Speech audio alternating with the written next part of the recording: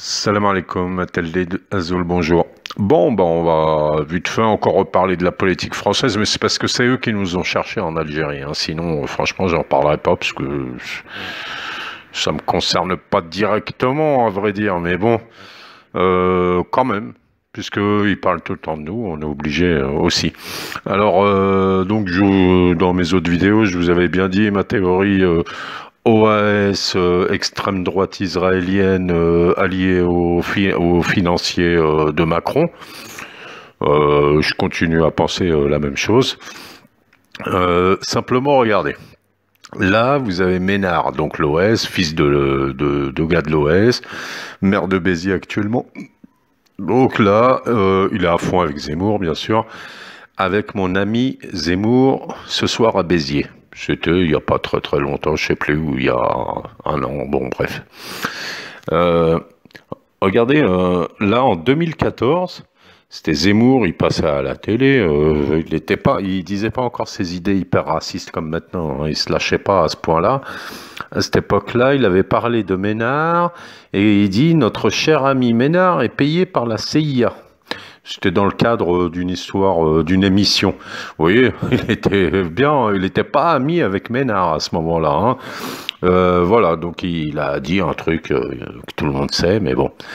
Là, je vais vous laisser. Je vais vous laisser d'abord, c'est avec des extraits vidéo d'un gars qui fait des vidéos sur Internet, qui appartient à la mouvance patriotico-nationalisto, pas hyper raciste, mais enfin, il était plutôt Front National aussi, hein, le gars, hein, mais un peu pas raciste, quoi. Il donne l'impression, en tout cas. Il est plus anti-sioniste, c'est la mouvance Soral, quoi, soralienne. Voilà. Donc, vous allez écouter ce qu'il pense. Bon, et puis il va un peu dénoncer Zemmour à sa manière, à la manière d'un gars du parti de Le Pen, hein. Puisque je vous avais dit que il y a une partie dans le Front National français, donc, qui n'est pas dans la tendance OAS. Voilà. Et je reviens vers vous juste après. Dire que pendant 10 ans, le mec, tu l'entends pas sur le sujet, et du jour au lendemain, tu le retrouves en kippa en train de faire une conférence dans une synagogue, et dans son dernier livre, Destin français, il nous dit qu'Israël est aujourd'hui la nation que la France s'interdit d'être, et que sans le nationalisme juif, la France s'abîme dans la sortie de l'histoire. Elle est pas belle celle-là? Moi, je m'appelle Éric Justin Léon, mais à la synagogue, je m'appelle Moïse. Exemple concret, moi je m'appelle Marcel dans la rue, à l'église et chez moi. Youssef, il s'appelle Youssef dans la rue, à la mosquée et chez lui. Et ben Zemmour, il s'appelle Moïse chez lui et à la synagogue. Le gars, t'as limite l'impression que c'est un Français catholique blanc qui défend les intérêts de la France. Mais en fait, c'est un juif askénaze du décret Crémieux qui défend les intérêts d'Israël en se servant de la France. Parce que ne l'oubliez pas, les plans sont dans les cartons. Rappelez-vous bien de ça. C'est ce que dit Zemmour dans son livre « Un quinquennat pour rien ». Que l'état-major de l'armée sait qu'un jour viendra où il devra reconquérir ces terres devenues étrangères sur notre propre sol. Le plan est déjà dans les cartons. Il a pour nom Opération Ronce. Il a été mis au point avec l'aide des spécialistes de l'armée israélienne qui ont transmis à leurs collègues français leur expérience à Gaza. Je vous tiens de sources sûres, de gens très proches de l'état-major. Je n'ai pas donné ce nom Ronce en vain.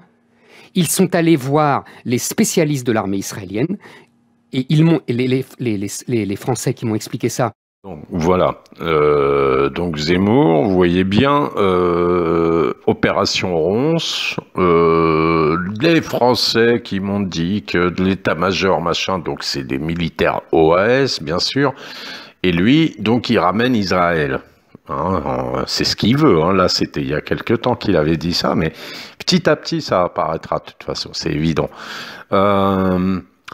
Voilà, bon avec son ami, cette alliance, voilà, je vais pas en revenir là-dessus.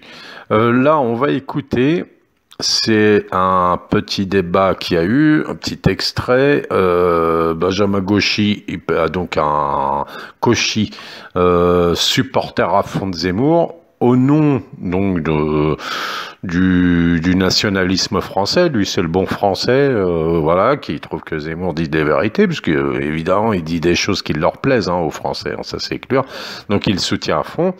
Au milieu, vous avez genre un analyste, mais lui, je le soupçonne par en dessous d'être dans les intérêts de Zemmour, et l'autre complètement à droite, Alexis Poulain, qui lui, voilà, il est contre plutôt, mais qui explique donc son point de vue. Et on revient tout de suite encore. Quand j'entends Éric Zemmour, candidat anti-système, quand on voit le nombre de couvertures de magazines qu'il a fait, la façon dont on en parle tout le temps dans les médias, il est absolument dans le système, il est poussé par les médias. D'ailleurs, certains se demandent si on n'en fait pas trop. S'il est crédible, ça c'est une fois qu'il sera candidat et qu'il va rentrer dans le débat politique qu'on va voir s'il est crédible. Aujourd'hui, il se permet tout. Il reste polémiste, il fait une campagne marketing phénoménale pour son livre et il est en campagne en même temps, sans le dire. Un peu comme Emmanuel Macron. Donc là, c'est facile pour lui. C'est 17% facile. Pour vous, c'est la faute aux médias justement, parce que c'est une voix qu'on entend beaucoup, ça ne correspond pas à... la faute aux médias qui le poussent, médias de milliardaires, parce qu'Éric Zemmour, finalement, il ne dérange pas. Vous avez des candidats déclarés aujourd'hui qui ne sont jamais testés dans les sondages, qui sont invisibilisés. Éric Zemmour, il est poussé, il est comme sur un tapis volant, parce qu'il arrange... Emmanuel Macron, il arrange beaucoup de gens. Et finalement, il récupère le travail de longue haleine, de long terme, de la famille Le Pen. Et sa chance à lui, Éric Zemmour, c'est que ce n'est pas un héritier. Il n'est pas un héritier Le Pen. Et en plus, comme le dit Jean-Marie Le Pen, il ne peut pas être taxé d'antisémitisme, même s'il défend Pétain. C'est formidable. Alors là, c'est un camoulox total de la droite avec l'extrême droite. Donc oui, il a un boulevard, mais parce qu'on le pousse aujourd'hui. Personne, quand il y a eu un débat avec Jean-Luc Mélenchon, c'est le seul qui a dit « allons-y ». Vous avez toute une partie de la gauche qui dit « ah non, non, non, il ne faut surtout pas débattre avec Éric Zemmour ». Bah alors quel est l'intérêt ? En revanche, sur le fond, Éric Zemmour a quand même réussi à imposer son thème, celui du choc de civilisation. Il parle d'un choc de civilisation, il parle à la raison des gens et non pas à l'émotion des gens. Certains disent qu'il flatte les peurs. Moi, au contraire, je pense qu'il parle à la raison. Alors, pour revenir à notre ami Macron, lui, dans le discours qu'il a fait la semaine dernière sur l'Algérie, ça n'est pas électoraliste contre Zemmour. Au contraire, pour moi, c'est, puisque par en dessous, il est sûrement avec eux, dans le plan, pour moi, c'est que eux, en quelque sorte, ils lui ont dit, écoute, nous, on va t'aider, tu vas monter, tu vas devenir président et tout ça pour une deuxième fois, mais tu vas appliquer notre programme en grande partie, en tout cas. Ils lui ont dit, bon, tu vas nous donner un échantillon tout de suite. On veut voir jusqu'où tu peux aller. Et il leur a donné ce petit discours. Voilà, bon, bah, vous avez entendu, choc des civilisations, c'est ce que je vous disais. Zemmour parle, dans les autres vidéos, parle de l'Algérie, c'est pour l'usage interne et à la France. Et quand il parle islam, c'est pas pour la France, c'est pour le monde, Israël, évidemment. Choc des civilisations, c'est pas, c'est plutôt la branche israélienne qui veut ça, les extrémistes israéliens. Bref. À noter aussi que vous pouvez faire des recherches. Les rabbins, alors vous savez, parce qu'ils attendent tous le Mashiach, qu'on appelle nous les musulmans le Dajjal. Pour eux, c'est le Messie.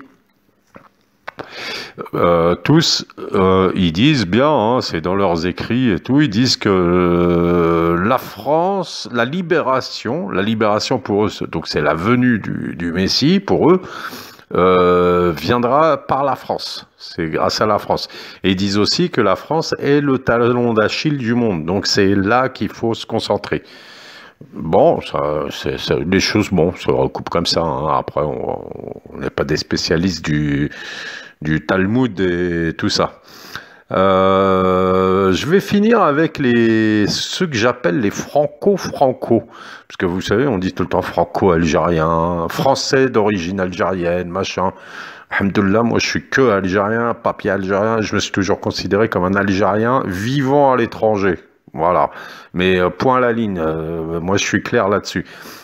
Donc moi je les appelle les franco-franco, ce type de personnes là, alors les Guidour, tous ceux que vous voyez dans les médias en permanence, ces gens, type elle, Myriam Amlal, donc une soi-disant, voilà, née à Alger, en tout cas, travaille pour France 24, là, défendait dans cette émission, elle défendait à fond Macron et tout, bon, voilà. Donc les franco là, qui se rendent pas compte que si il continue comme ça à défendre Macron, par exemple, que dans ce qu'il vient de dire, ne pas dire que c'est grave ce qu'il a dit, que au minimum, quoi, faire un minimum.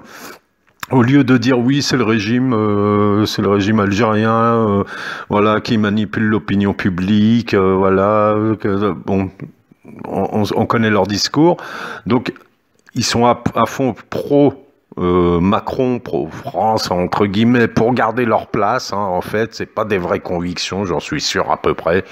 Ils se rendent même pas compte que Macron, Zemmour, l'autre, la Ménard et tout, ils sont tous ensemble et ils vont être contre eux à la fin.